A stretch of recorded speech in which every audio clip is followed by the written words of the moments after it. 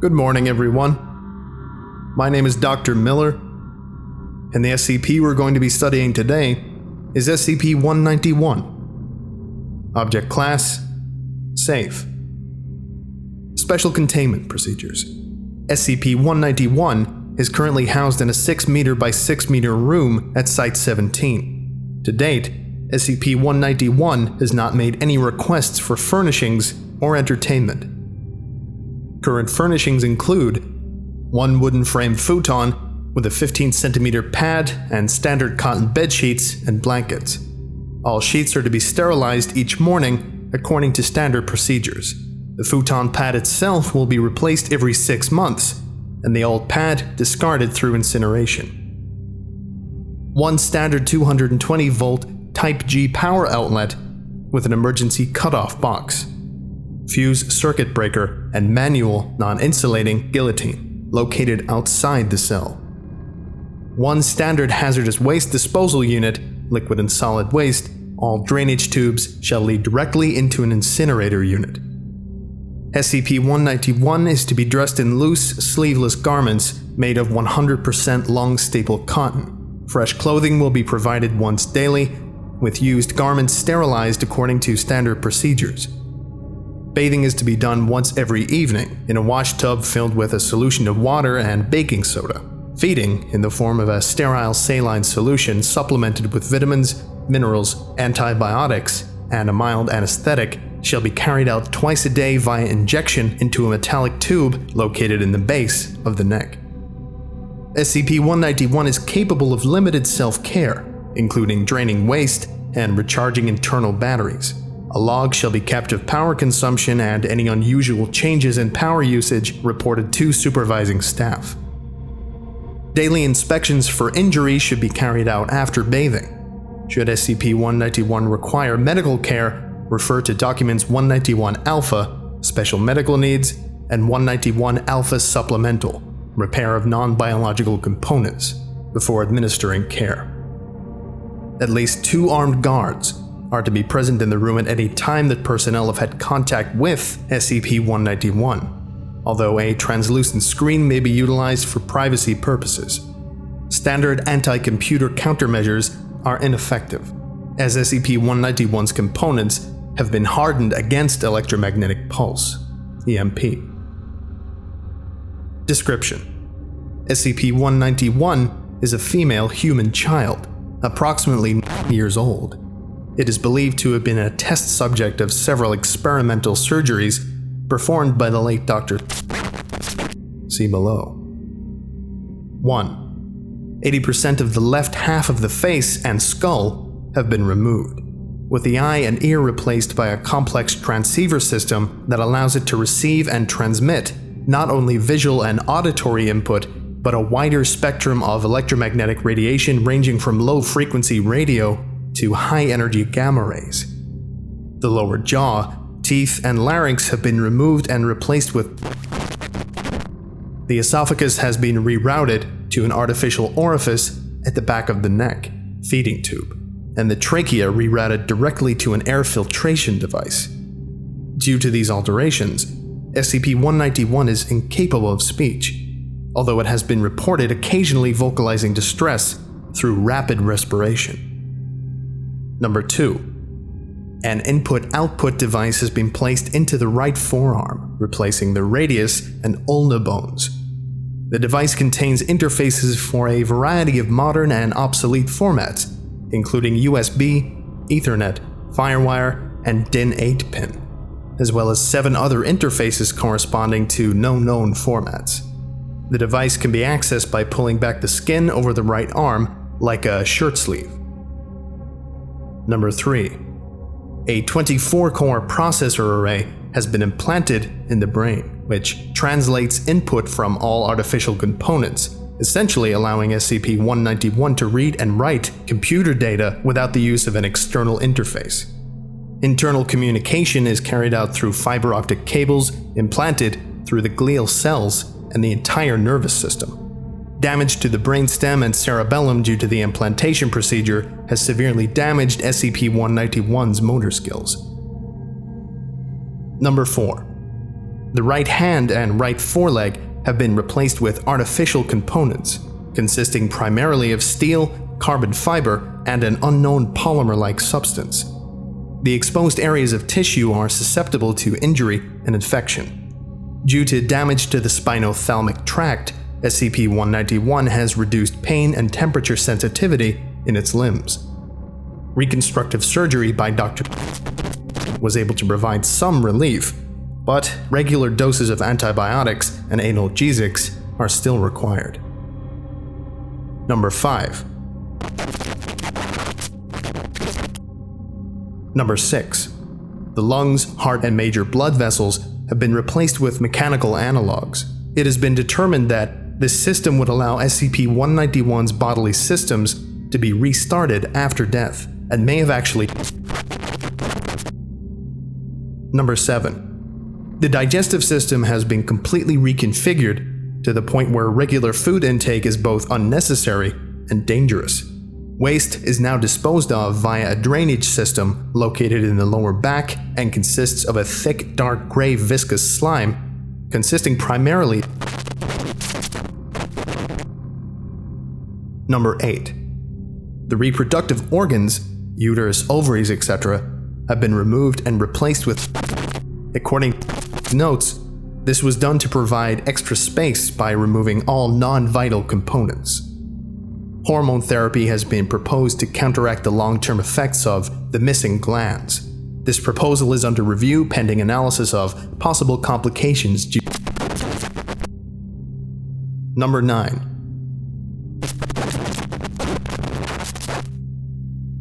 And finally, number 10.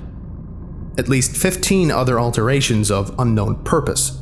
Given this fact, and the haphazard integration of the quote, useful components, it is believed that they were performed merely to test the ability of such procedures on other subjects. Investigations are underway as to whether Dr. was planning to... At present, any theories as to the purpose behind these alterations are speculative at best, as Dr. died during the raid in which SCP-191 was recovered. See notes. And the only surviving records of his research are a single, half-burned, spiral-bound notebook consisting mostly of cryptic notes regarding a higher purpose. History. SCP-191 was recovered by Foundation agents during a brief collaborative effort with the Global Occult Coalition, in which a raid was conducted on the laboratory of Dr. A suspected member of SCP-191 was the only test subject recovered from the laboratory. All other test subjects expired during the raid, either disposed of by Dr. or eliminated as hostiles by the task force.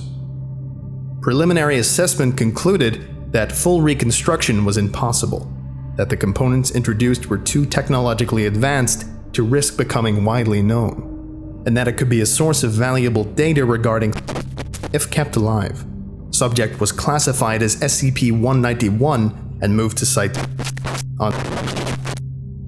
Its disappearance and those of the other test subjects was later blamed on a local serial killer who was arranged to be killed in prison while awaiting trial. Addendum 191-1. Testing of SCP-191's abilities has commenced.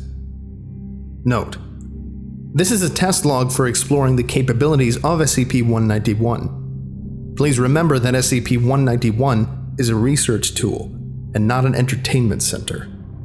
Any test involving games or other recreational technology should be conducted in a professional manner and not for amusement. Subject: Paint, a ubiquitous simple drawing program. Instructions: interface with a computer via USB port and draw specified pictures using Paint. Results: SCP-191 was instantly able to emulate the functions of a mouse and a keyboard. When showed any photograph, 191 was able to reproduce it within seconds using only the pencil tool, creating copies indistinguishable from the original. After the test was recorded, it was noticed that SCP-191 had continued drawing in additional Paint files. SCP-191 appeared surprised and opened a text file on screen, claiming that it had not realized it was still drawing. The following drawings were discovered. 3 people wearing what appeared to be GOC uniforms, standing in a burning office, pointing guns at a man across the room. The man is committing suicide via gunshot wound to the head. His face obscured by blood. An adult and child trick-or-treating. The child is a girl wearing makeup similar to that worn by Boris Karloff in Frankenstein, and the adult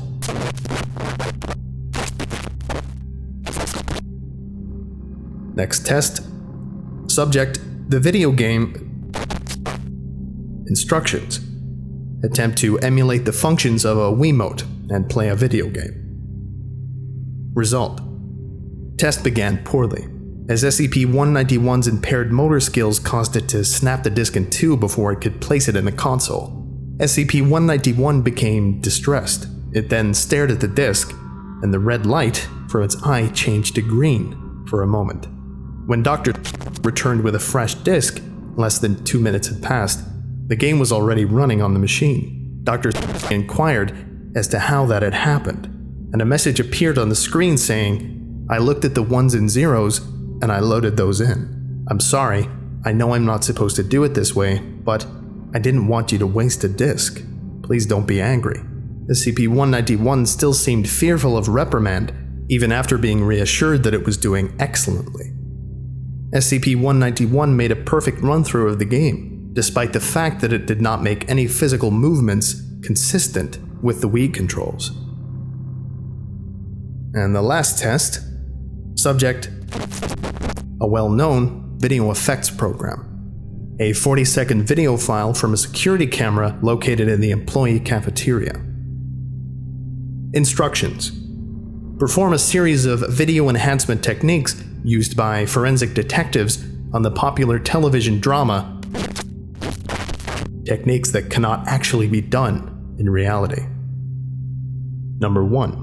Zoom and enhance. SCP-191 was instructed to zoom in on the window over the parking lot and read the license plates on the cars, which were illegible from this distance.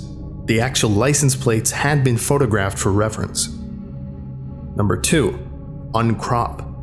SCP-191 was asked to shrink the video by 100 pixels on every side, and fill in the blank space with what it believed the rest of the cafeteria looked like. Again, the data was not actually available in the video. And number 3. Rotate camera.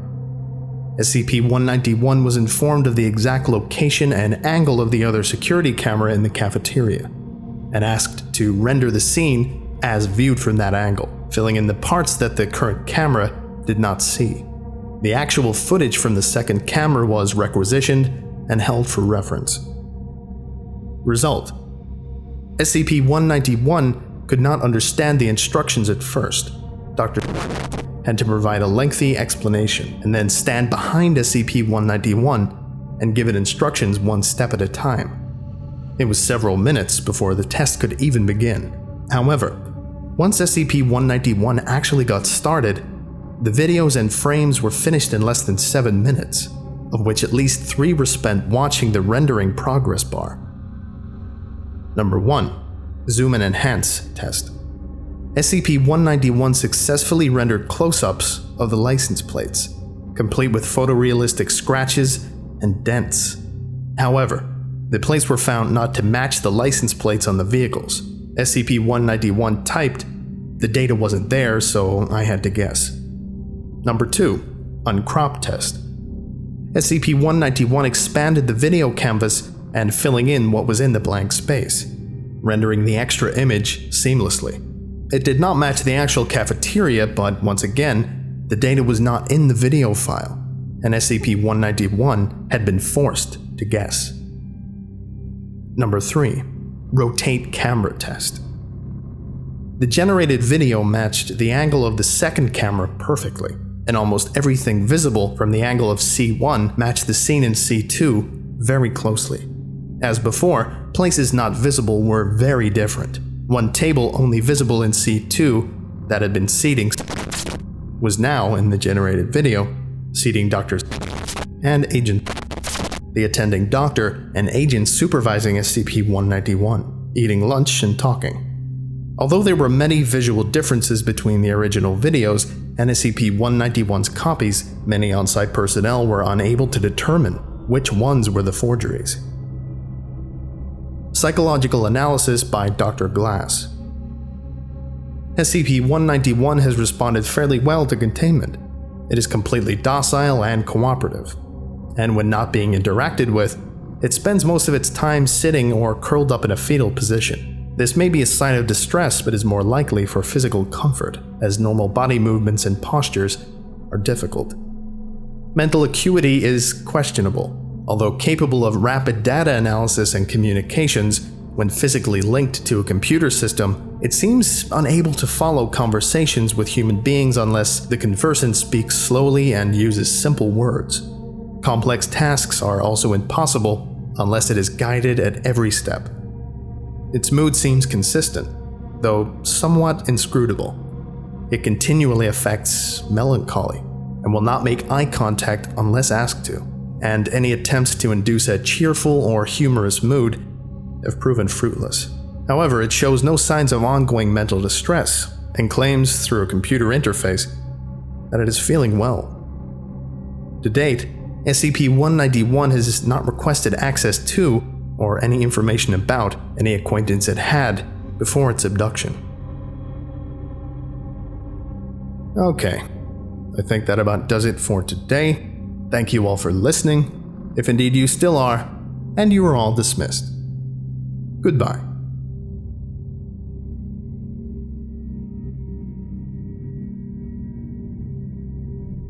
I would like to give a special thank you to Desmond Hoskins, Andre Bichert, Dr. Mortis, Cody Tench, Pierce M. Hamlin, Psi-7 Actual, Rebellion Fidelius, and Tyver Bull. If you would like a personalized thank you at the end of each of my videos, and some other cool stuff as well, visit patreon.com/TheVolgun. Thank you.